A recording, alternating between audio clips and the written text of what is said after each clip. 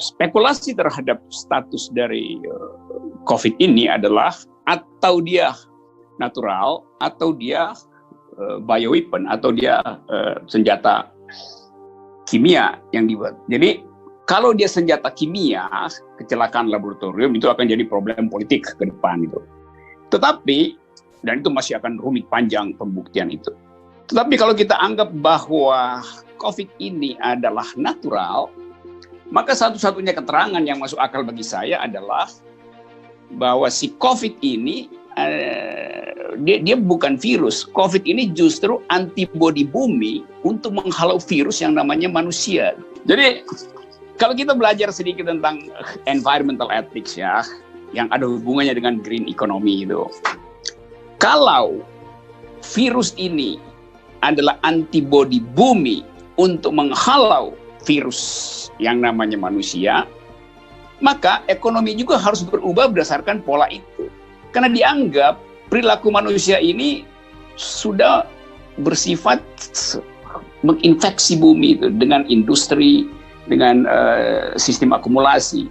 Nah, karena itu orang berpikir untuk kembalikan pada green economy itu.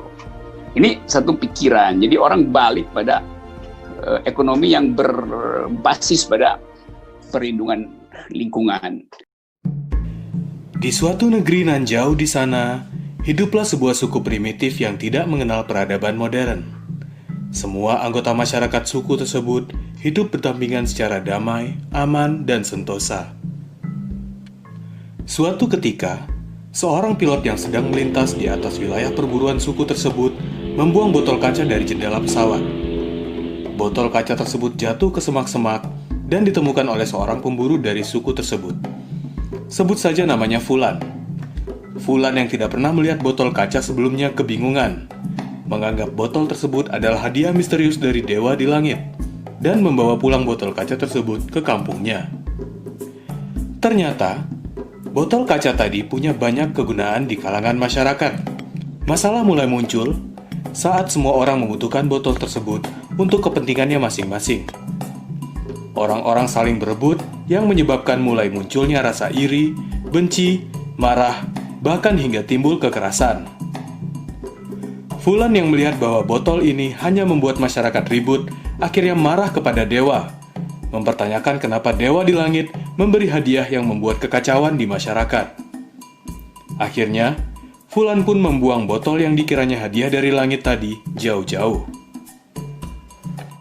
Ada yang pernah tahu cerita tadi? Cerita itu adalah salah satu adegan dari film God Must Be Crazy. Film tersebut mengangkat tentang suku primitif Bushmen yang hidup di Afrika.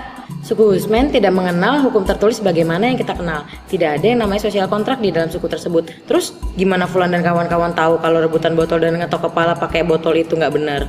Bukan cuma itu, suku tersebut juga meyakini kalau menghilangkan nyawa orang lain, mengambil barang milik orang lain, dan perkawinan saudara adalah salah. Bagaimana mereka bisa meyakini itu semua sebagai hukum yang valid? Dalam filsafat hukum, dikenal sebuah teori yang dinamakan teori hukum alam atau natural law. Secara sederhana, menurut ajaran ini, hukum itu valid karena bersumber dari moralitas. Sekian. Simpel kan? Tunggu dulu.